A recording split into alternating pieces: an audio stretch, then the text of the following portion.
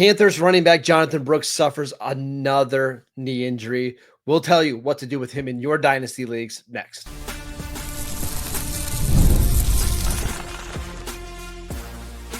You are Locked On Dynasty Football, part of the Locked On Podcast Network. Your team every day. Here are your hosts, Marcus Mosher and Kate Madjuk. Welcome back to the Locked On Dynasty Football Podcast, part of the Locked On Podcast Network, your team every day. We'd like to thank you for making us your first listen of the day. Today's episode is brought to you by Prize Picks. Go to prizepicks.com/LockedOnNFL and use promo code LockedOnNFL, all lowercase, to win $50 instantly when you play $5.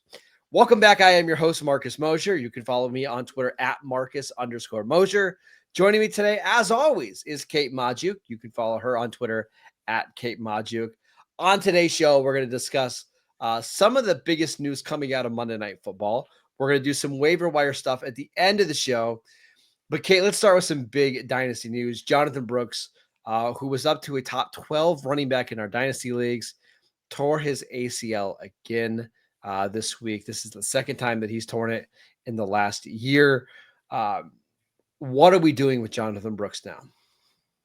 I mean, I don't know that there is anything to do with Jonathon Brooks, right? Like, think circumstantially, what type of team would be trading for? We're all trying to trade away Jonathon Brooks for anything at this point, but like, what is the target type of team that should be trying to get Jonathon Brooks on the roster? I don't really know what that is, because this is a late season injury. We have to imagine that this team is going to take their sweet time rehabbing him from this injury, especially with how long he rehabbed this injury, right? It's the same knee. I have to imagine that this team's going to take a very cautious approach. They just paid Chuba Hubbard. I think there's a very realistic chance that we don't see Jonathon Brooks in at least a part-time role until, August 2026, September 2026. Like, what is the upside here? Because at that point, he's going to be into, the third year of his contract. He's not going to have a ton of time to maybe earn a second extension with the team. Like, I don't know what type of team could utilize that type of player on their rosters. Because even though it's in a full rebuild situation, I have to imagine that you're going to want return a little sooner than 2026. Yeah, first of all, this is awful for Jonathon Brooks. I really feel for him. I mean, by all accounts, he's an awesome human being. He was a fantastic player at Texas. It seems like the Panthers were being careful with him. They didn't rush him back on the field. They had him sit out the first 10 weeks of the season. And even when he came back last week, they didn't give him a full workload. So it's hard to blame the Panthers here. It's just incredibly bad luck for a player that a lot of us really liked coming out of school just a year ago. As from a dynasty perspective, Kate, he was being drafted or valued as RB, where is this at now? RB21. He actually went down a little bit. RB21 in the month of November. Knowing that he's going to miss the entire 2025 season, I don't see how he's a top 45 running back going forward, because even when we confirmed that officially, I feel like that's like the sentiment. I don't know that it's actually been confirmed, but yeah, I think like if you have Jonathon Brooks on your roster, you have to be planning to be without him, even if he comes back late in 2025.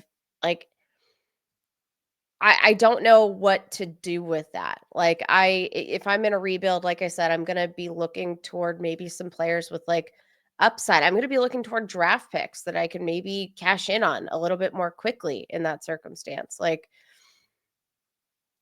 I feel for Jonathon Brooks. He was one of my favorite running backs coming out in this class.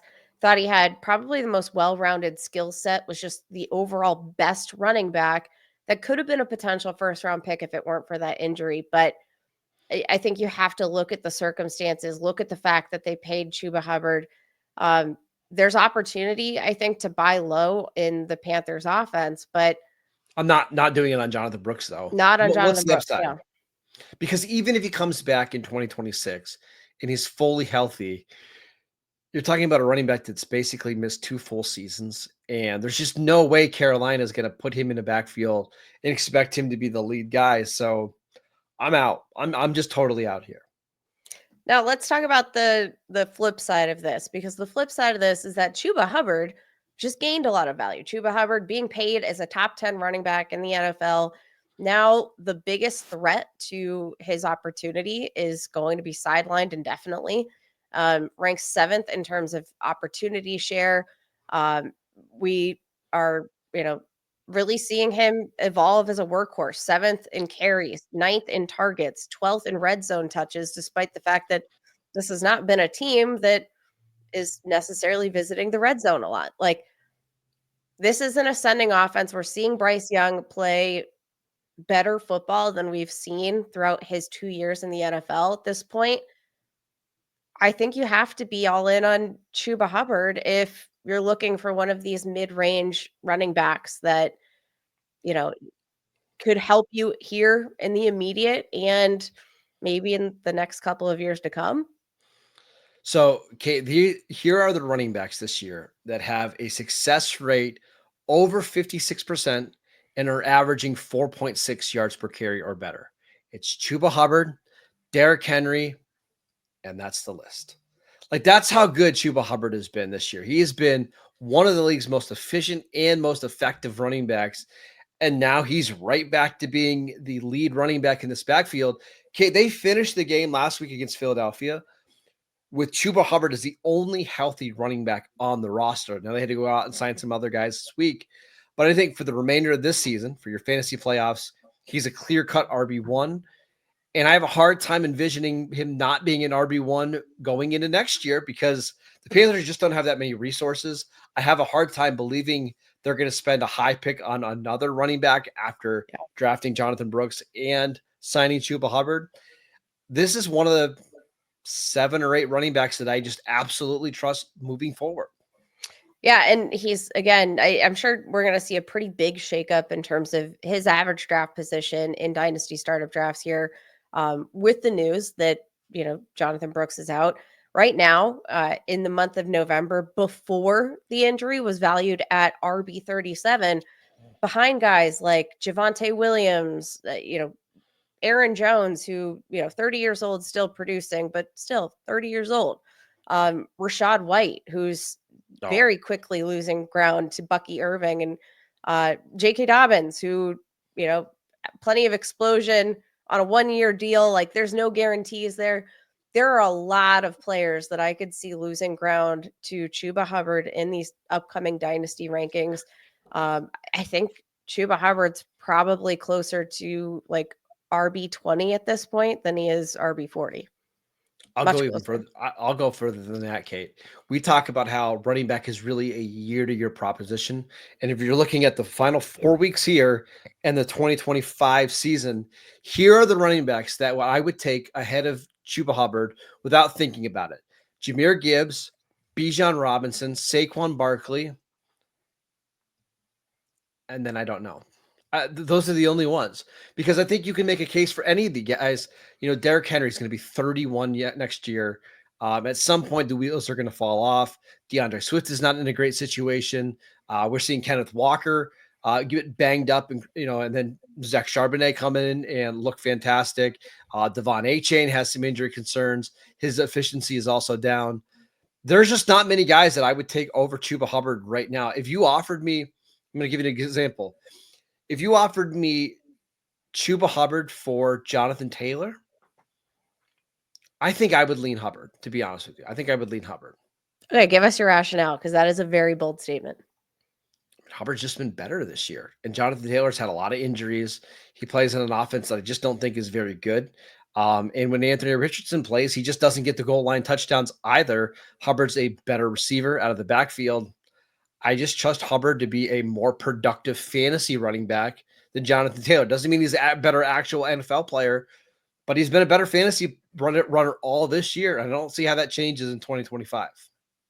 I mean, that is some spicy takes. I could maybe get on board RB15. There's plenty of running backs in that range. Like, let me ask you, Tyrone Tracy or Chuba Hubbard?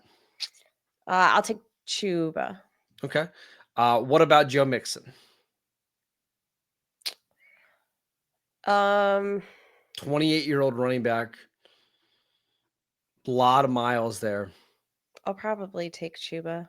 Okay. Here's the thing, he got paid, and I think actually I that's know. probably the best tiebreaker here. If you're between Chuba and a player with a question mark, the biggest question mark is answered for Chuba. He is going to be with the Carolina Panthers organization.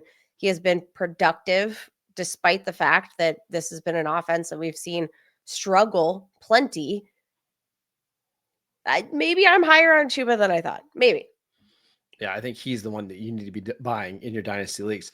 All right, let's talk about Monday Night Football, but actually not Monday Night Football. Let's talk about some comments that Joe Burrow made after the game about one of his star receivers next.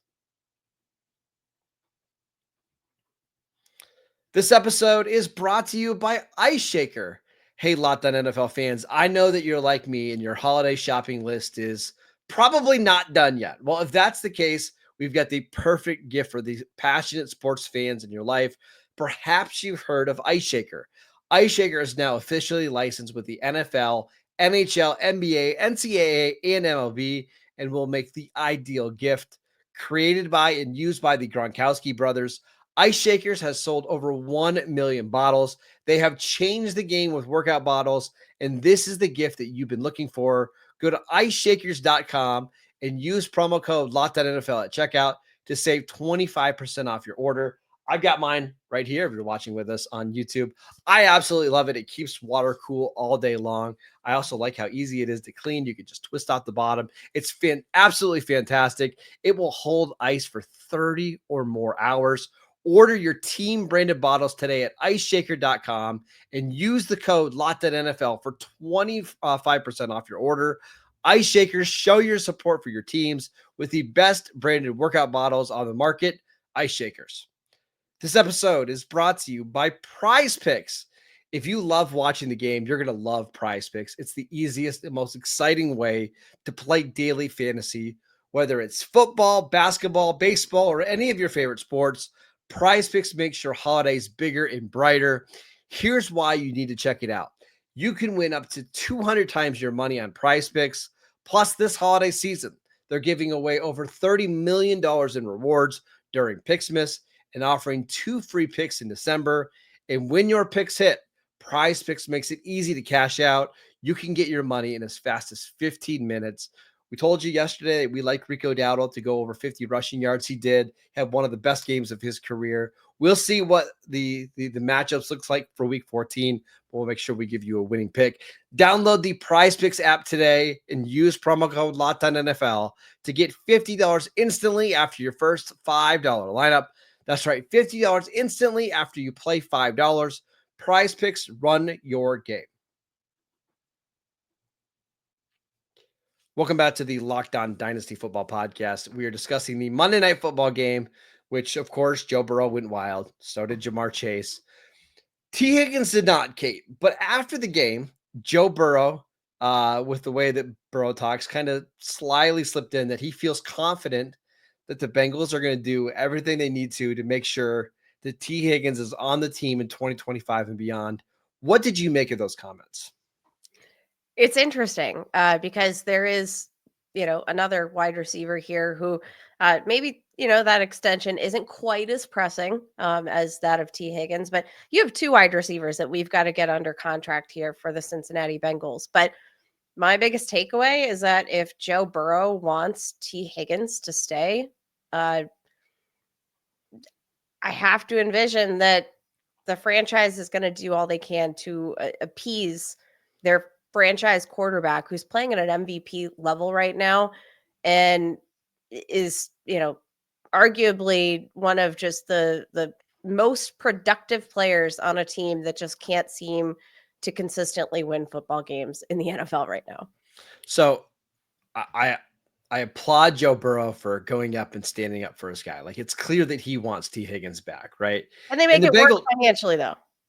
They have over $100 million in cap space next year, so I would think so. Like, I think they can get it done if they want to get it done. Now, I also watched Tee Higgins' post-game press conference, and they asked him about Joe Burrow's quotes, and I think he appreciated Burrow standing up for him. But I wouldn't say that Higgins was like, "Yeah, I can't wait to be back, and I'm really excited about potentially coming back." He seemed more indifferent to the idea, and I wonder if it's not money based, Kate, but I wonder if it's situation based because as great as Tee Higgins is, he's not getting 18 targets a game like Jamar Chase is, right? And I wonder if Tee Higgins feels like, "Hey, I've been a number 2 receiver for here long enough. I can go out and get paid like a wide receiver 1 and get the volume of a wide receiver 1 somewhere else." I wonder for Higgins if it's more about putting himself in a position where he can show that he's an alpha receiver. I mean, I kind of had thought that all along here in terms of Tee Higgins and his prospect with the Bengals. Obviously, you want to be with a winning quarterback, and they have built something very special there with their passing game. But yeah, like he is the wide receiver too. And on, I would argue, half of the teams in the NFL right now, Tee Higgins, when healthy, would be a bona fide wide receiver 1 for that respective offense. And he's just never going to be that guy. Is he going to be a guy that situationally may see a ton of volume? He's going to have boom weeks.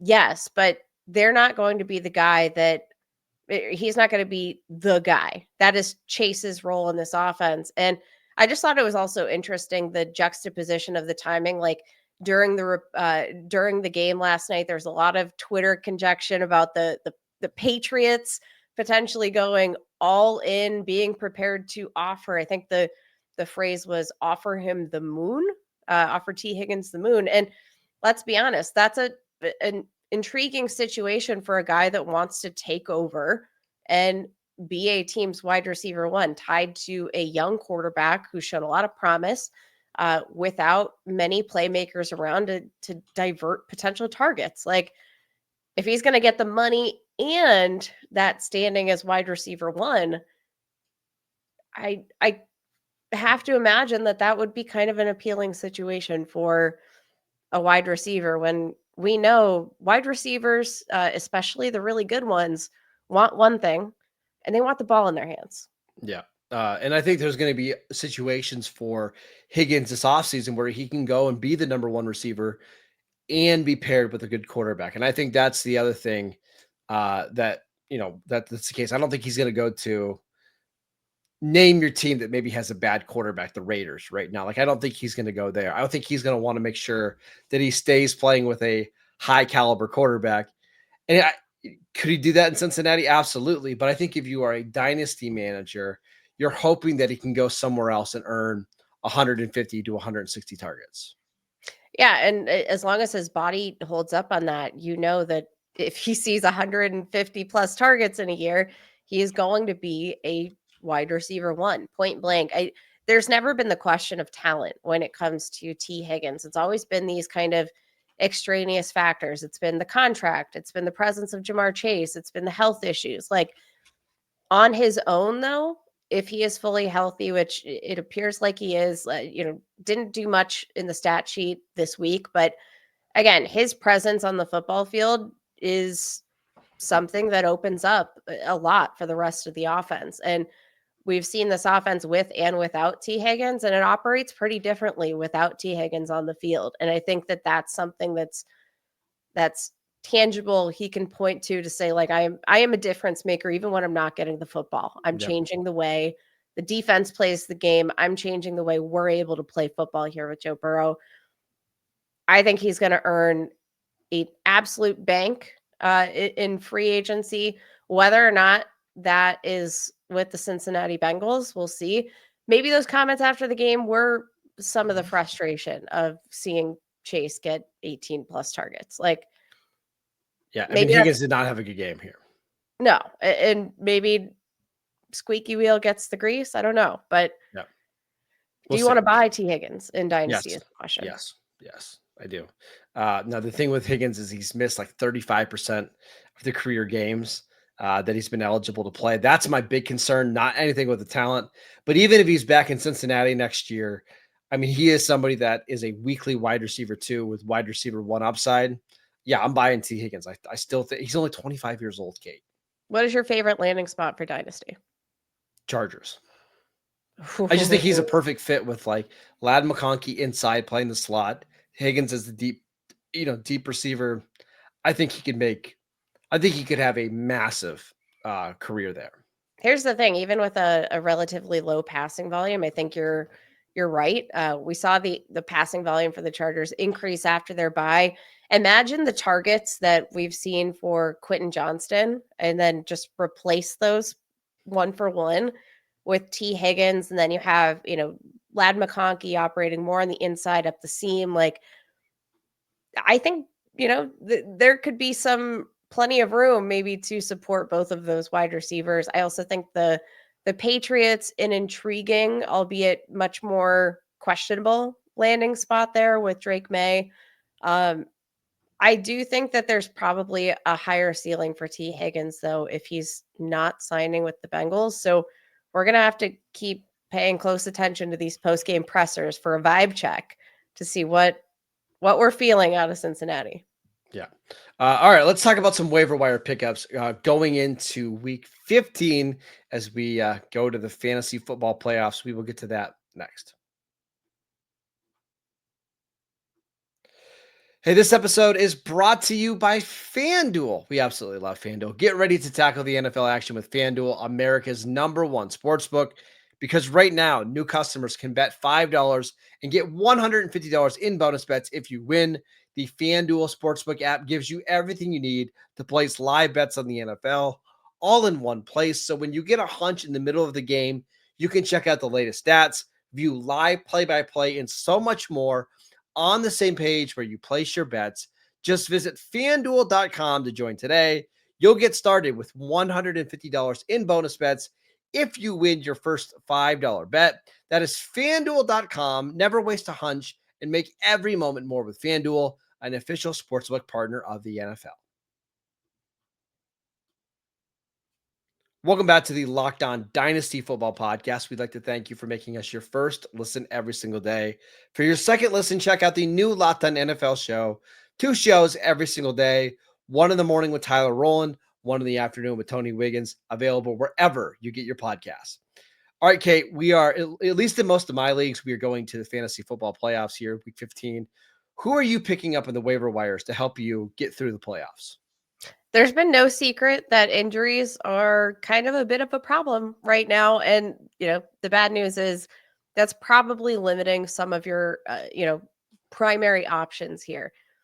On the plus side, several injuries to, let's say, the 49ers backfield are creating some potential opportunities. Let's say for a Patrick Taylor Jr., who could come in and be the RB1, especially on a short week here. Isaac Guerendo absolutely dominated in his start here in week 14, but dealing with a foot issue on a short week, I'm not loving those prospects. So I think Patrick Taylor could be a sneaky ad, even if Guerendo is cleared to play in this game. The opportunity should be there for Taylor to, get some run here in week 15. I think that's a good one. We also think the 49ers schedule is pretty favorable in terms of like fantasy football impact going forward. So I like that one. I'm going to go to Sincere McCormick, who, if you didn't pick him up on your waiver wires last week, you absolutely should this week. Zamir White was placed on the injured reserve list. He's out for the remainder of the season. Also, Sincere McCormick is pretty decent. And with a quarterback uncertainty in Las Vegas, you got to assume that he's going to get a bunch of touches. I think he's an RB2 week in and week out moving forward. Yeah, and I think this is just going to be an opportunity. This offense needs to see what they have in Sincere McCormick in order just to finalize kind of their plans. Let's head down south. Tampa Bay Buccaneers wide receiver Jalen McMillan, who just came off a 2-touchdown performance, former 3rd-round pick who hasn't lit it up in terms of yardage or anything. Just this past week, week 14 was a career high or a season high from 59 receiving yards, 4 catches. But I do think that, like, generally speaking, with the injuries that they've sustained in this offense, he's earning a full-time role when healthy. Even the past, like, several games, or sorry, 3 out of the past 5 games, earning 7+ targets a game. Like, I think the opportunity is pretty solid there in Tampa Bay. I think generally speaking, like, we love the offense. We love Baker Mayfield. We love the way that this pass attack is coming together. Jalen McMillan has been playing a relatively full-time role in that pass attack.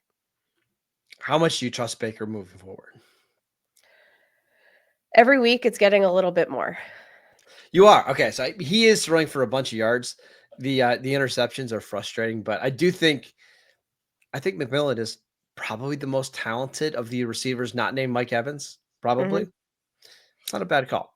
And, Go ahead. the good thing about Baker Mayfield is, again, he got paid this past offseason. There's I think a lot of stability there. The touchdown production is what you really love. Like, yeah, there's going to be picks when it comes to Baker Mayfield. I feel like that's part of the Baker Mayfield experience. But what you have to love is the fact that he's thrown a lot of touchdowns this year. He's done it pretty consistently. And I think the game script with Tampa Bay's defense right now just generally forces their offense to be more proactive in the passing game. So, like, if you're down bad and on the injury front, like, I think you could do worse than Jalen McMillan in the flex throughout the fantasy playoffs. Last one I wanted to ask you about. George Pickens not likely to play this week against the Eagles. He's dealing with a grade 2 hamstring strain. Is there anybody in Pittsburgh's passing offense that you feel comfortable starting this week? I'm going to roll with Calvin Austin. So last week didn't play a ton. Actually, it was the second fewest offensive snaps in a single game this year. He was limited for most of last week, coming off a concussion. He was in concussion protocol. So I think part of that limitation in terms of his snap share was kind of not being sure if he was going to be able to proceed with the installed game plan if he's not going to, clear concussion protocol. I think he's going to play a lot more. I think him and Russell Wilson have a really great connection down deep. And I do, I have my concerns about this Philly secondary, but, I think this is probably going to be a situation where the Steelers are going to need to throw the football. And Calvin Austin, not going to give you a very safe floor, but I do think his ceiling is probably decently high, right? I think they're going to have to throw the ball this game. So you're not going to be able just to run and beat Philadelphia that way. So I think Calvin Austin's of all the receivers, Van Jefferson, Mike Williams, Calvin Austin, I think he does give you the most upside and the most juice. I'm not starting him unless I absolutely have to, but you might have to because of all of the injuries that we've had. I'm starting him in 2 leagues this week. 2 leagues. So if you have to roll with Calvin Austin, just know I'm here rolling with you. All right, that is it for today's show. We want to thank you for making Locked On Dynasty Football your first listen every single day. Make sure you check out the show on YouTube or wherever you get your podcasts. We are free and available on all platforms. Follow Kate on Twitter @KateModjuk. I'm at Marcus_Mosher, and we will see you right back here tomorrow.